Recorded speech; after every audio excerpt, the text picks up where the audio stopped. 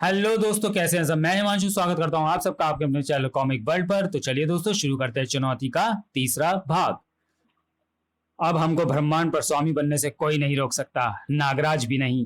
तो तुम ही तुम ही वह नागराज हो जिसने इस नगरी को नष्ट करने का आदेश इन शूद्र नागों को दिया था।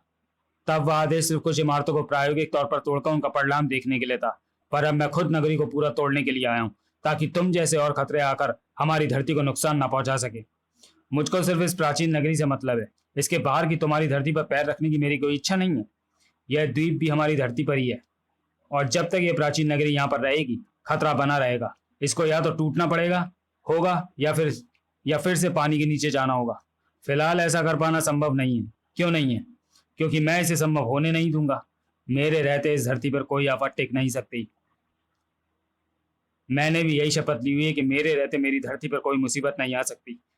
फिर मुझे इस द्वीप को नष्ट करने के लिए फिर से पानी के नीचे भेजना होगा, और मुझे खतरा टलने तक इस द्वीप पर आने वाले अवांछनीय लोगों को रोकना होगा। और उनको रोकने का सबसे अच्छा तरीका है उनको भयभीत कर देना, और उनको भयभीत करने का सबसे अच्छा तरीका है किसी घुसपैठिए की बेबस मौत का नजारा दिखाना। तुम्हारी मौत का युद्ध का बिगुल बज चुका था। पूरे द्वीप में चारों तरफ भीषण टकराव हो रहे थे। यह समय द्वीप पर जाने वाले किसी भी व्यक्ति के लिए अच्छा नहीं था। बस भगवान से मनाओ कि अब तक प्लेन सही सलामत हो। तुझे बेबस मौत देने का शौक है, पर मैंने कभी जान ना लेने की शपथ ली हुई है। इसलिए मैं बेबस जिंदगी देता हूं, मौत से भी भयंकर जिंदगी।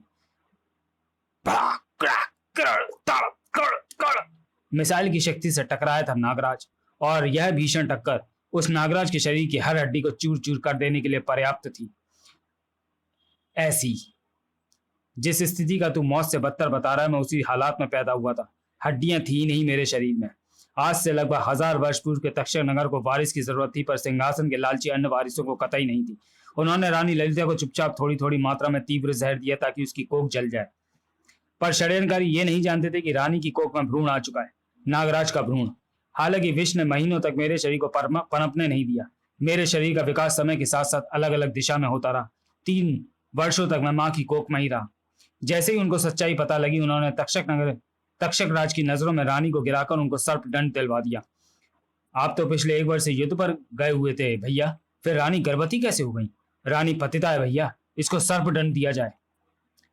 सर्प दंड यानी परम विषधारी सर्प हलाहलधर की ज्वालामुखी रूपी बाम्बी में फेंक देने का दंड, जहां से हर वक्त विष लहरियां ज्वाला के रूप में निकलती रहती थी। पर मेरे दुश्मन मां पर एक एहसान कर गए थे। उन्होंने जहर खिला खिलाकर उसके शरीर में प्रतिरोधक क्षमता पैदा कर दी थी। यह विष ज्वाला में जली नहीं, और उसने हलाहलधर की महाबाम्बी में मुझको जन्म दिया, एक लुंज पुंज शिशु जिसके शरीर में हड्डियां नहीं थी। जन्म लेते ही हलाहल विष की फुंकारों ने मेरे शरीर को जहर में बुझाना शुरू कर दिया। माँ की कोख ने मुझे 3 वर्षों तक संभाल कर रखा था। मौत को भी शायद कोई जल्दी नहीं थी, पर विष की लहरों के साथ वहां पर अमृत भी था, माँ का दूध। लोग आज तक इसको मात्र मुहावरा समझते हैं, पर इस अमृत का एक घूंट अंदर जाते ही मेरा शरीर प्राण घातक विष और ममतामय अमृत के बीच में छिड़ा एक युद्ध का मैदान बन गया। आखिरकार हार विष की हुई। मेरे शरीर में मौजूद दर्जनों तरह के विषकरण आज्ञाकारी बच्चों की तरह माँ के दुग्ध कणों के साथ आ जुड़े। पलक झपकते ही मेरा कंकाली तंत्र बनना प्रारंभ हो गया, और माँ के दूध की हर घूंट के साथ मैं मौत को अपने से दूर धकेलता गया, मीलों दूर, जैसे कि अब तू जा रहा है।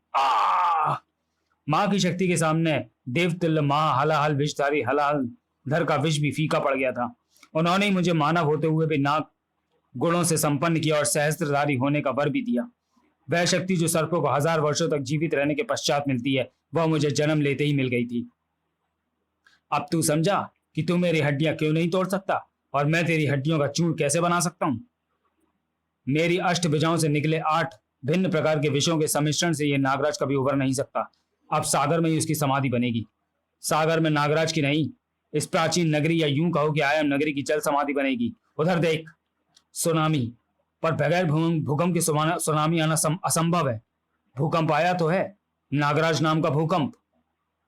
मुझे इस लहर को रोकना होगा। जमा दूंगा मैं इस जल को। पर नागराज का प्रयास गलत दिशा में जा रहा था, क्योंकि पानी की इतनी मात्रा को पूरी तरह से जमा पाना संभव नहीं था, और बर्फ द्वारा होने वाली तबाही भी अधिक घातक थी। विशाल महानगर के एक भाग में भी वही हो रहा था जो प्राचीन नगरी में घट रहा था। चारों तरफ विनाश का मंजर था। पानी में डूब रहे लोगों की जिंदगी कुछ पलों की मेहमान थी। नागराज, तूने अपनी हद पार कर दी है। अब मैं अपनी हद पार करूंगा और तू जिंदगी की हद पार कर जाएगा, पर पहले मुझे इस विनाश को पलटना होगा। उन अद्भुत सर्पों ने तेजी से प्राचीन नगरी को डुबो रहे पानी को निकालना शुरू कर दिया। यह सहस्त्रधारी शक्ति है। मेरा शरीर इस ब्रह्मांड के सबसे कड़े पदार्थ में बदल चुका है। इसका एक हल्का सवार भी तुझे विखंडित कर देगा। अरे कहां गया? यहां पर, तुम्हारे ठीक पीछे। जरा देखो कि ब्रह्मांड की सबसे कड़ी धातु का गलनांक क्या है। यह ऊष्मा को ग्रहण नहीं करती। अब तुम अपने पीछे देखो। यह तब तक तुम्हारा पीछा नहीं छोड़ेगा जब तक कि यह तुमको विखंडित नहीं कर देता। गलती कर गए ना नागराज। पहले मान जाते तो दुनिया वालों को कम से कम तुम्हारी लाश तो मिल जाती। अब तो उनको तुम्हारी धूल तक नहीं मिलेगी। सही कहा, धूल मिलेगी भी कैसे? मैं नहाता जो रहता हूं, बदन पर धूल को टिकने ही नहीं देता। तो तुम बच कैसे गए? तुम बच गए, पर कैसे? ये असंभव है। छलाक! ये कैसा चमत्कार है? तुमको अब मैं खुद मारूंगा। नागराज ने उस वार से बचने की कोई चेष्टा नहीं की। ये क्या हो रहा है? मेरे शरीर में वाइब्रेशन क्यों पैदा हो रहा है? तेज कंपन, जैसे जैसे मेरा शरीर टूटकर अलग हो जाएगा। हो ही जाएगा अगर तूने अपने इस रूप को छोड़ा नहीं तो। पहली बार तो मैं इच्छाधारी कड़ों में बदलकर तुम्हारे वार से बचा था, पर बार बार ऐसा कर पाना संभव नहीं था। इसलिए मैंने अपने शरीर कणों को ठोस रबर में बदल दिया, जिसको तोड़ पाना तो दूर बल्कि उस पर वार करते ही तुम्हारे घूंसों में भी ऐसी कंपन पैदा हुई जिससे वे खुद चूर चूर हो गए। ठोस रबर से जब धातु टकराती है तो ऐसा ही कंपन पैदा होता है, जैसे कि तुम इस वक्त खुद महसूस कर सकते हो। ये कंपन मैं रोक नहीं पा रहा। मेरे शरीर के अंग टूट कूट कर अलग हो रहे हैं। उफ, मेरे प्रतिवार का असर इतना घातक होगा ये मैंने सोचा भी नहीं था। मुझे इसको इस स्थिति से निकालना होगा, क्योंकि मैंने ही इसको इस स्थिति में डाला है। नागराज के रबर से बने रचीले शरीर द्वारा उन कंपनों को सोख लेना एक सामान्य प्रक्रिया होनी चाहिए थी, पर यह स्थिति सामान्य नहीं थी, क्योंकि अगर महाधातु से महारबर टकराया था तो कंपन भी महाकंपन होने तय थे। मेरा लचीला शरीर कंपनों को सोखने के बजाय उनको डायफ्राम की तरह काम करके और तेज कर रहा है, और अब तो मुझे भी अपने शरीर के कण अलग होते महसूस हो रहे हैं। स्थिति अभी और भयंकर होने वाली थी। कंपन हवा में फैलकर प्राचीन नगरी की जर्जर दीवारों से टकरा रहे थे। नतीजा संपूर्ण विनाश था। नागराज जिस कारण के निवारण के लिए आया था, वह स्वयं उसका कारण बन गया था। विनाश तीव्र था, इसलिए इसको रोकने के लिए चाहिए था उतना ही तीव्र प्रतिरोध। स्थिति तो कुछ खास समझ में आई नहीं है, पर इनके कंपनों को रोकने का एक यही तरीका समझ में आया कि इनको पानी के हवाले कर दिया जाए। पानी कंपनों को बहुत तेजी से शिथिल कर देता है। वैसे इन कंपनों ने मेरा नया कॉप्टर प्लेन तोड़ने में कोई कसर नहीं छोड़ी थी। बचाने की कोशिश करने के लिए धन्यवाद। मुझे पता नहीं था कि मेरा वार घातक हो जाएगा। पहली बार किसी बराबर वाले से टक्कर हुई है, वरना आज तक तो मुझे अपनी शक्ति के इस स्तर का अंदाजा तक नहीं था। पर हम दोनों को बचाने के वो मलबे का टुकड़ा जरूर ईश्वर नहीं भेजा था। हमारे बीच में युद्ध से विनाश लाएगा, और ऐसा हम दोनों में से कोई नहीं चाहता। ईश्वर नहीं भेजा था। पर ध्रुव क्या तुम? ध्रुव? वाओ, तो नागराज और साथ में नागरानी भी। ये प्राचीन नगरी के अवशेष हैं या जादूगर का स्टेज? ध्रुव, इतनी सहजता से इतनी बड़ी मुसीबत को तुम ही टाल सकते हो? यानी तुम भी मुझे जानते हो, पर कैसे? समझाना जरा मुश्किल है, पर समझाना तो पड़ेगा ही। यह ब्रह्मांड कई असंख्य परतों से बना है, प्यास की तरह, पर हमको एक समय में एक ही परत नजर आती है।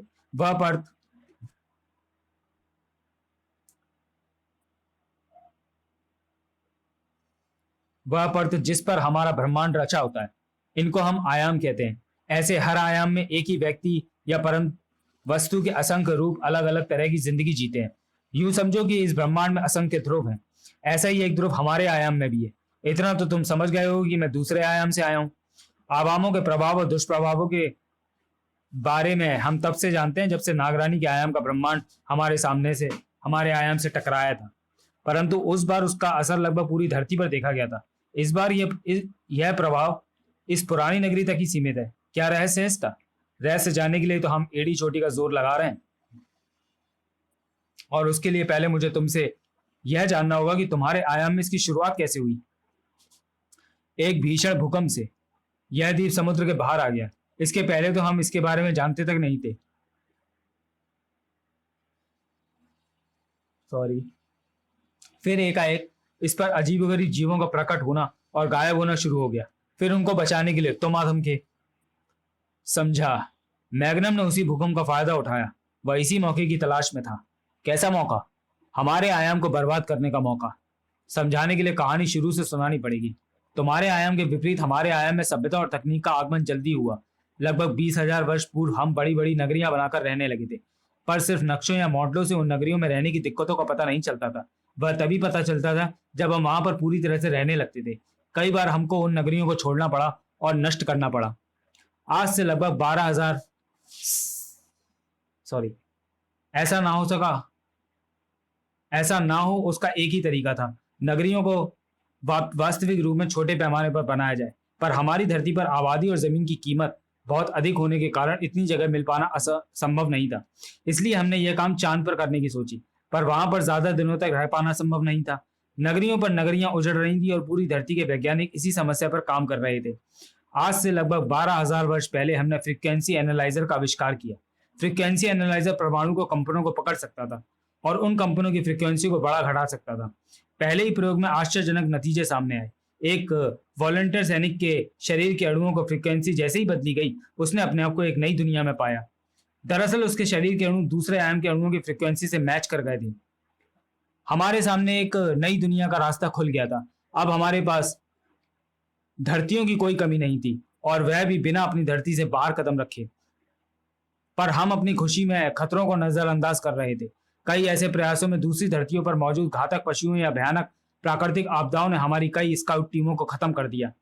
ऐसा इस कारण से हुआ क्योंकि हर आयाम में हमारे जैसी एक धरती तो थी, पर विकास के भिन्न भिन्न चरणों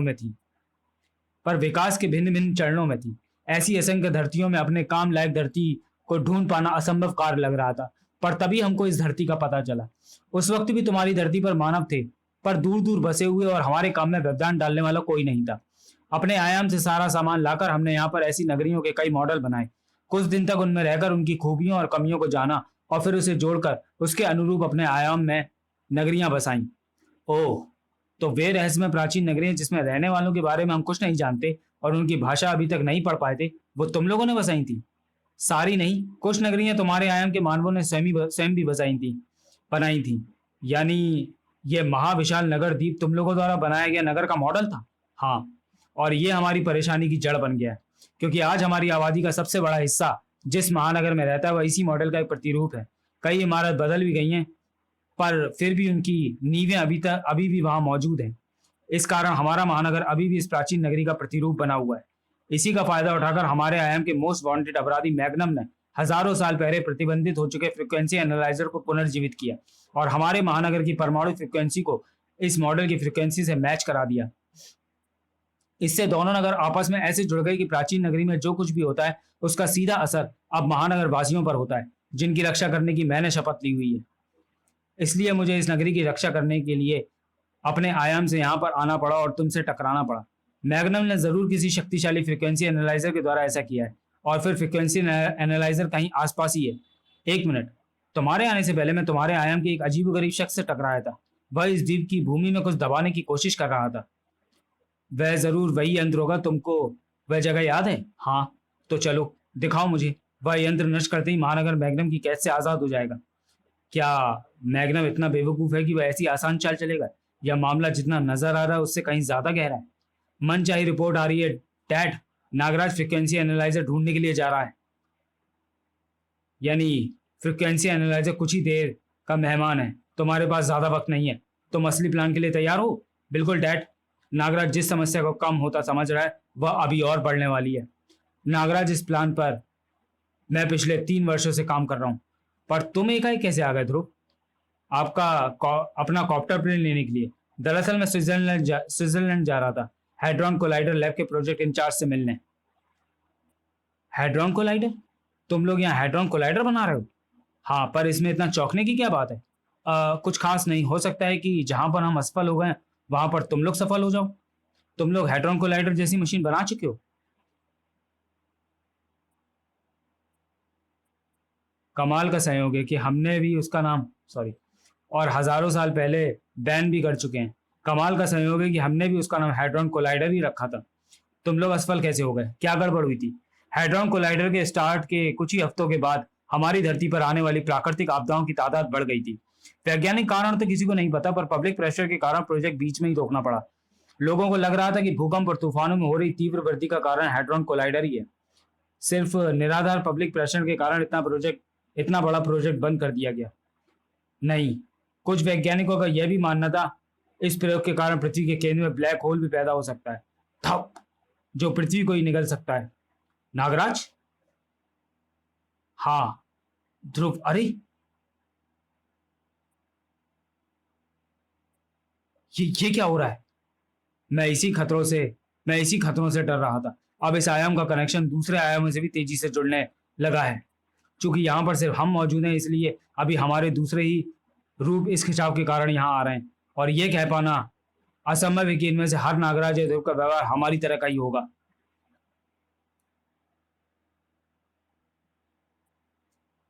ये क्या हो रहा है? मैं तो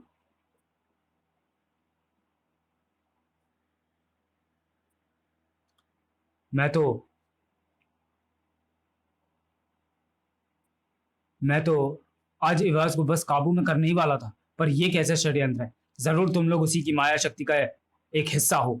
नागराज इस आयन को छिन्न भिन्न कर देगा। इसको ये सिचुएशन समझाने में समय लगेगा कि यहाँ पर क्या हो रहा है। सिर्फ इसको ही नहीं, और नागराज और ध्रुव भी तो हैं। सबकी सोच अलग अलग होगी। उफ, मैंने तो सोचा था कि फ्रिक्वेंसी एनालाइजर को ढूंढना और नष्ट करना बच्चों का खेल होगा, पर अब तो पहले हमें यहाँ की इमारतों की सुरक्षा के बारे में सोचना पड़ेगा। इसी स्थिति से बचने के लिए मैं इस नगरी को नष्ट करना चाहता था।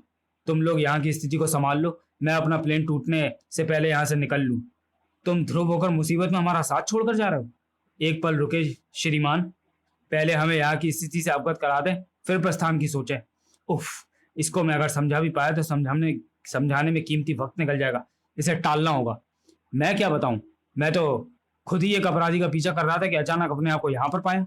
झूठ नहीं तो ऐसा तुम क्यों सोच रहे हो? क्योंकि तुम इधर उधर नहीं देख रहे हो, तुम्हारी चाल ठिठक रही है। यानी तुम जानते हो कि तुमको कहाँ जाना है और क्या करना है। तुम इसी स्थान के हो। सॉरी, मैं तो भूल ही गया था कि मैं ध्रुव से ही बात कर रहा हूँ, पर फिलहाल मुझे जाना होगा। जाना तो हमें भी है, गए तो साथ जाएंगे, वरना कोई भी नहीं जाएगा। तुम लोग तभी जा पाओगे जब मैं जा पाऊंगा इस रहस्य को सुलझाने के लिए, वरना अभी 10-12 ध्रुव और आ धमकेंगे। मैं भला किस किस को समझाऊंगा? ध्रुव ने मुसीबत मोल ले ली थी, क्योंकि हर ध्रुव युद्ध कौशल में ध्रुव जितना ही माहिर था। बस वे अभी स्थिति को ना समझ पाने के कारण थोड़े भ्रमित जरूर थे। आओ, ये क्या? ध्रुव तो पशु पक्षियों के साथ रहता है, या पशु पक्षी ध्रुव में रहते हैं? मजबूरी थी, इनका नामो निशान मिटता जा रहा था, तो इनका जेनेटिकल कोड अपने बदन में डालना पड़ा। मामला तो खिंचता जा रहा है। इतनी देर में तो मैं इनको समझा लेता। ओह, मैं स्टार ब्लेड्स लोड रखता हूं, तो ये एक्यूप्रेशर निडल्स लोड रखता है। Good idea. पर अपने ऊपर आजमाने में खतरा है। लड़ाई बराबर की नहीं थी। एक के सामने 2 ध्रुव थे, पर एक ध्रुव के पास एक ट्रम्प कार्ड था, श्वेता। एक मिनट, तुम सारे ध्रुव हो तो मुझको जरूर जानते होगे। मैं श्वेता हूँ। श्वेता? माय गॉड, यहाँ श्वेता भी है। यहाँ भी ये मुसीबत है। तो चलिए दोस्तों, वीडियो को यहीं समाप्त करते हैं और मिलते हैं चुनौती के चौथे और अंतिम भाग में अगले वीडियो में। तब तक के लिए धन्यवाद।